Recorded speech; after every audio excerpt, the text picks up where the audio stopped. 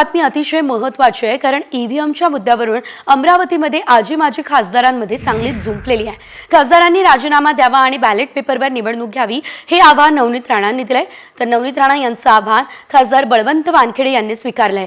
बॅलेटवरती निवडणूक होणार असेल तर खासदारकीचा राजीनामा देण्यास तयार आहे असंही वानखेडेंनी सांगितलं। जे महाविकास आघाडीला ईव्हीएम वर जे ऑब्जेक्शन आहे त्यांना माझं आव्हान आहे की अमरावती जिल्ह्याचे खासदारांनी राजीनामा द्यावा आणि तसंच रवी राणाजी आपल्या आमदारकीचाही राजीनामा देतील आणि तेही सुद्धा बॅलेटवर करावं आणि होऊन जावं एकदाच बॅलेटवर आपले मतदान। नवनीत राणाजींनी ज्यावेळेस मला म्हटलं आज उद्या परवा केव्हाही कितीही वाजता तो राजीनामा मी देण्यास तयार आहे, त्यांचं आव्हान मी पूर्णतः स्वीकारलं।